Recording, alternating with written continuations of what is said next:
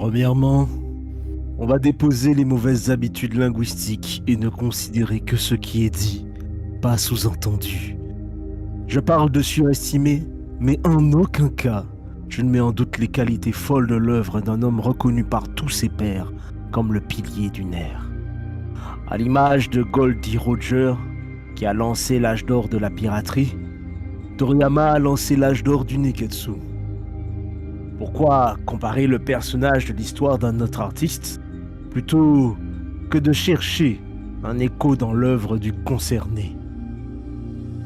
Parce qu'il s'agit de deux légendes dans leur domaine, dont on retiendra le rire et les qualités surhumaines. On a encore du mal à croire qu'il s'agissait juste d'hommes. Ils sont tous les deux le premier souffle d'un élan, qui, en s'inspirant de contes lointains, ont incarné une légende qui nous dépasse tellement tous qu'on a du mal à croire que ce n'était pas la leur, tant ils l'ont façonnée, qu'on aurait tendance à leur attribuer comme une extension de leur être. Vous l'aurez compris, ici, on va déterrer les secrets de One Piece, à côté desquels vos youtubeurs préférés passent, mais pas aujourd'hui.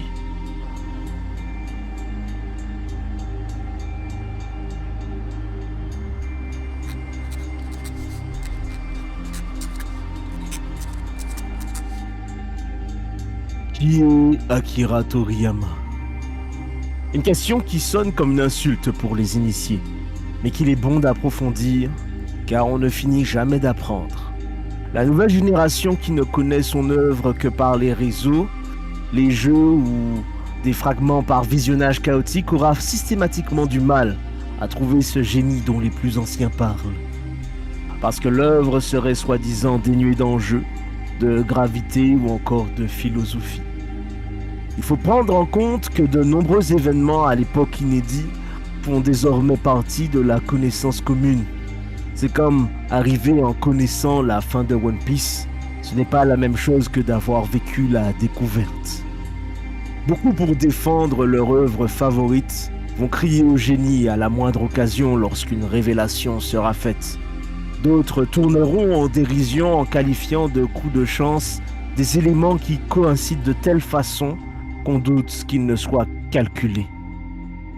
Alors, de nombreux termes soi-disant techniques seront ajoutés au débat.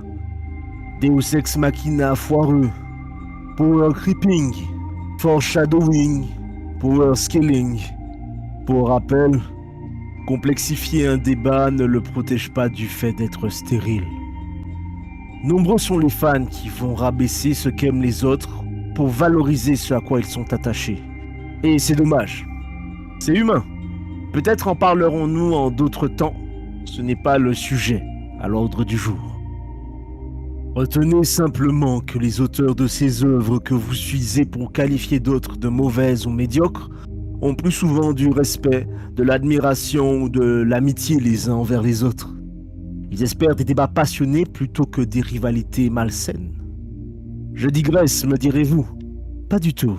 Suivez le fil de mes pensées et vous verrez vous aussi où je veux en venir. S'il y a un auteur avec lequel les grands noms contemporains sont en paix et qui fait l'unanimité quant à la richesse du travail, c'est bien lui, cet homme, maintenant reconnu comme un symbole gravé dans la légende. Ils lui sont continuellement tous reconnaissants de leur avoir montré quelle était leur vocation, de leur avoir donné une idée de comment raconter leur histoire, comment donner vie à leur art. Akira Toriyama, le génie surestimé, celui reconnu au sommet qu'il a ardemment désiré, mais qui n'a pas fait exprès d'y arriver. Nous sommes en 1978. Le jeune Akira a un train de vie simple et peu ambitieux qui ne lui convient plus. Il est doué pour le dessin, il a confiance en ses capacités. Après tout, il avait annoncé à ses parents qu'il deviendrait dessinateur professionnel. Très bien, mais encore. Il a un goût très prononcé pour la consommation de tabac et ne peut pas compter toute sa vie sur ses parents pour lui en payer. Croyez-le ou non, nous sommes sur le point d'assister à l'effet papillon le plus important de l'histoire du shonen. Ne supportant pas de devoir se limiter dans sa consommation, notre protagoniste sort et fait les 100 pas. Il tombe sur une annonce. Il s'agit d'un concours de dessin dont la récompense est de 70 000 yens. Il n'est pas familier avec le format manga proposé, mais c'est quand même au moins plusieurs mois de cigarettes à la clé. Autant tenter sa chance. Vu son talent, il ne peut que gagner. Il est un peu loin de la réalité. Malgré ses bonnes idées, il n'est pas reconnu ni retenu parmi les meilleurs. Alors au chômage, il va se plonger dans un grind monstrueux, jusqu'à obtenir l'attention qu'il mérite.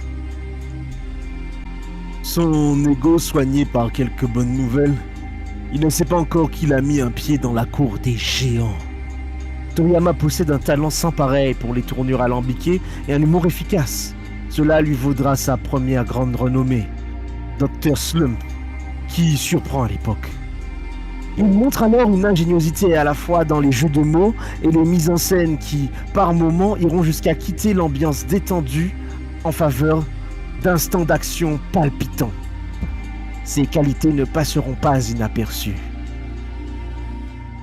Très rapidement, on lui demande un nouveau récit, qui doit tenir la promesse de surpasser le précédent. Goku n'a pas toujours eu cette apparence. D'ailleurs, le concept a été compliqué à mettre en forme. Déjà, Dragon Ball est à la base une parodie des pérégrinations vers l'Ouest. Dans ce récit, Sun Wukong, le roi singe, en est un personnage clé, mais pas le personnage principal contrairement à ce que beaucoup pensent. Cependant, c'est le personnage avec les facultés les plus loufoques et les plus intéressantes. C'est celui qui a le plus de potentiel évolutif en termes d'aventure. Dans la culture chinoise, il existe de nombreux contes et légendes ou encore récits sur l'immortalité et la toute-puissance, l'élévation spirituelle par la pratique des arts martiaux et de la méditation. On parle d'un singe qui s'élèvera au point de ne plus avoir de rivaux. La représentation la plus riche qui nous soit parvenue récemment, rendant compte du sérieux et de la complexité de ce personnage de légende, nous viendra de Black Myth Wukong, ce qui fera nombre de personnes se questionner sur ses similitudes avec Goku. Comme quoi la boucle est bouclée. L'inspiration se concrétise, donne une nouveauté, et cette nouveauté renvoie à cette inspiration. On pourrait comparer cela à Araki qui a été approché par les créateurs de mode dont il s'est inspiré, afin de désormais réaliser des défilés inspirés alors de son travail. Avant la publication de Dragon Ball en tant que tel, les ébauches n'ont pas rencontré un aussi grand succès. Une fois encore, malgré un talent brut indéniable, il fallait que Toriyama se dépasse. Et ce sera possible grâce à 3 personnes en particulier. Kazuhiko Torishima, Takashi Matsuyama et Nachi Mikami. Dans ses débuts comme illustrateur, Toriyama souffrait de problèmes d'organisation et de retard dans ses dessins, ce qui, après des remontrances, le mèneront à démissionner. Dès la publication de Dr. Slump, en revanche, il a pu être assisté, et heureusement pas par n'importe qui.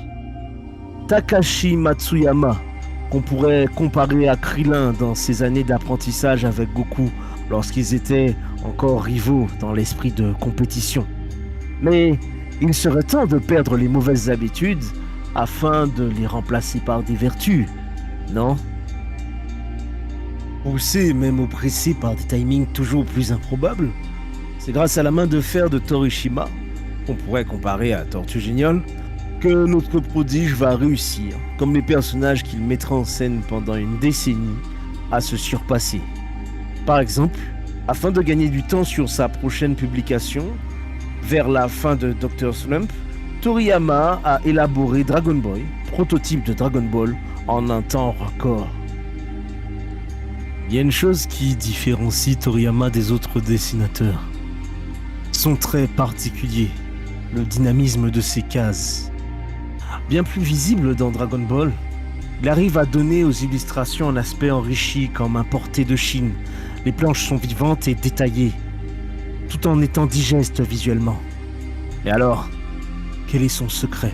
Comment a-t-il acquis un nouveau trait en si peu de temps? Dans l'interview Tetsuko's Room, datant des années 80, lorsqu'il est interrogé sur son type de femme, on apprend de Toriyama qu'il a un attrait particulier pour les personnes pragmatiques efficaces, tenaces, qui sont force de proposition ou qui savent ce qu'elles veulent. Ça ne vous rappelle pas quelqu'un? En effet, c'est son épouse, Nachi Mikami, de son vrai nom, Yoshimi Kato. Mangaka, elle aussi, elle va lui montrer de nombreuses astuces et lui permettre de peaufiner sa technique très efficacement au fil des jours. Elle a participé activement au premier tome et à l'élaboration d'éléments phares de la future saga à succès mondial. Dessins, noms de personnages, jeux de mots, noms de techniques, de lieux et même des écoles martiales. C'est grâce à elle qu'il trouve le style caractéristique propre à Dragon Ball. Illustratrice de shoujo, il admet que ses dessins sont plus jolis que les siens au départ et que sans elle, il n'aurait pas pu rendre son travail à temps. On apprend au fil des années que Toriyama n'avait pas autant d'ambition, mais que son entourage, lui, n'était pas là pour faire les choses à moitié. C'est presque par devoir qu'il sortait toujours son épingle du jeu, toujours à la recherche de comment rendre son travail moins pénible. Il trouve de nombreux chara-design ou tournures scénaristiques en réponse à des exigences toujours plus inattendues.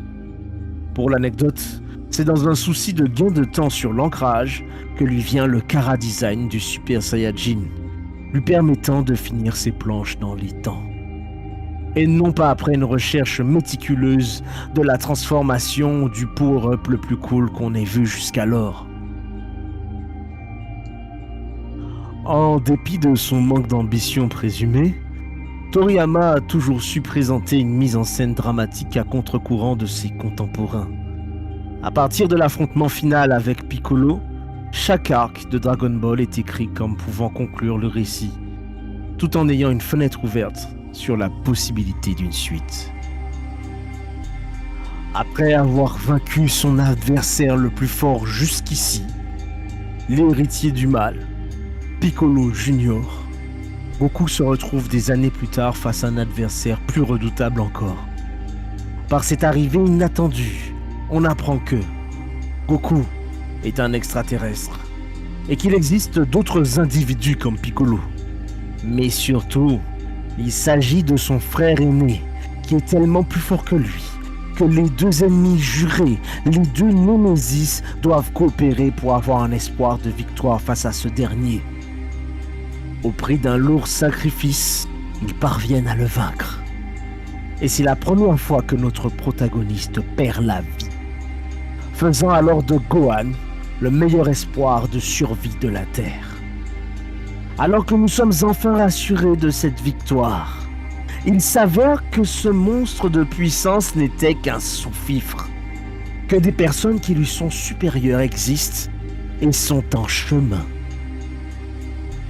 Alors qu'on espérait résoudre la situation grâce au Dragon Ball, cette possibilité n'est plus. Nos héros sont terrassés par la puissance et la cruauté de ces nouveaux ennemis, trouvant la mort pour la plupart dans des sacrifices qui permettront de gagner du temps. Grâce aux efforts conjoints de Goku et des quelques survivants, les envahisseurs sont repoussés. En temps de publication, cela fait des mois que les Z Warriors sont morts au combat. Et cette fois-ci, on ne peut pas compter sur Shenron. Jusqu'à la conclusion de l'arc qui offre un espoir, mais met en perspective de nouvelles menaces. Cet adversaire sanguinaire deviendra un allié sur qui sera projetée la terreur qu'il a autrefois infligée. Au cours de la saga de Namek, l'empereur du mal est vaincu dans une mise en scène magistrale. La menace la plus terrible de l'univers a été écartée. Tout est bien qui finit bien, alors. Perdu. Emotional damage. Cet empereur du mal a survécu et personne n'est en mesure de lui faire face. C'est alors que surgit un mystérieux guerrier, capable des mêmes prouesses et transformations que notre héros. Il ridiculise le tyran avec une facilité déconcertante. Il apporte avec lui de nombreux enjeux. La gravité des événements futurs, l'existence du voyage temporel, la confirmation que Vegeta, ennemi vecteur de drame, fait désormais partie des défenseurs de la Terre. Mais que, pour autant, le pire demeure aux portes. Imaginez désormais une telle mise en scène dans vos récits préférés et osez me dire que ça n'aurait pas retourné Internet à l'heure actuelle en considérant qu'il s'agit d'une première fois et d'une pure découverte. Toriyama a grâce à cela maîtrisé la notion de montrer plutôt que d'expliquer. Et à l'exception du noyau de Cell, il pourrait s'en tirer en disant que Cell a menti sur son point faible, ce dernier n'a jamais eu à revenir sur un fait établi en regrettant une incohérence. Il n'y a qu'à observer la longévité du débat du fonctionnement des Potala. En cherchant ponctuellement des réponses pour le long terme, l'auteur, de plus en plus habile, se rapproche de la faculté d'accomplir son rêve. Et vous, en commentaire, vous pensez que c'est quoi le rêve de Toriyama? Devenir le plus grand mangaka du monde? Devenir le meilleur dessinateur? Ou alors le meilleur scénariste? Perdu. C'est celui de gagner de l'argent sans trop faire d'efforts. Il a travaillé comme un forcené et fait preuve d'ingéniosité dans le but de pouvoir vivre dans la flemme plus tard. En interview, il est souvent gêné du génie qu'on lui prête parce qu'il ne le voit pas de cet œil. Les solutions qu'il trouve pour contourner les situations qu'il juge pénibles s'avèrent plus efficaces que ce à quoi il s'attend.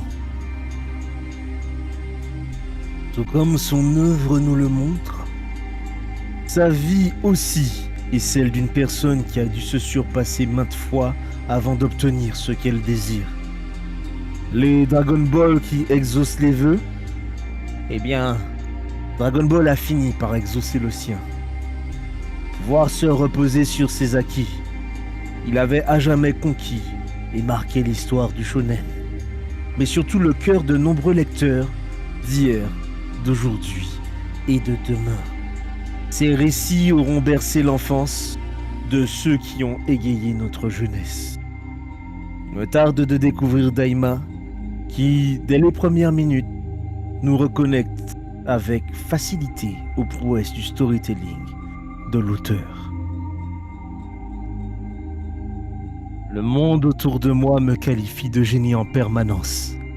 Alors, je me dois d'incarner leurs attentes.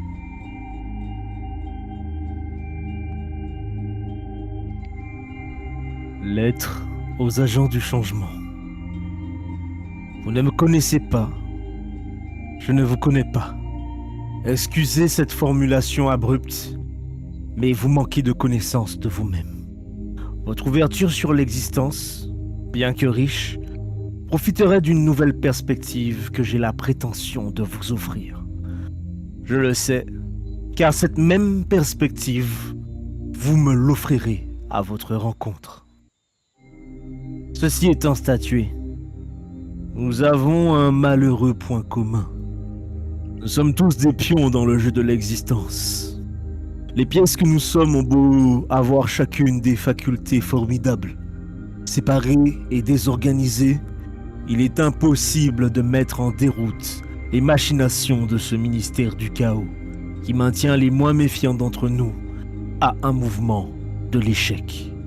Je me considère comme l'éternel apprenti de l'art dans lequel vous excellez. Aussi, je possède quelques artefacts qui devraient vous intéresser, car utiles dans l'accomplissement de votre ambition. Dans cette lettre, que vous êtes seul à pouvoir déchiffrer, vous trouverez les coordonnées d'un lieu de rencontre. Si vous acceptez, c'est que vous comprenez l'enjeu. Je m'engage à ce que le désagrément du déplacement soit dépassé par notre arrangement prochain. Je ne me prétends pas apôtre de l'avenir, mais le meilleur reste à venir. Sincèrement, Itoyaku, l'homme qui présage le malheur.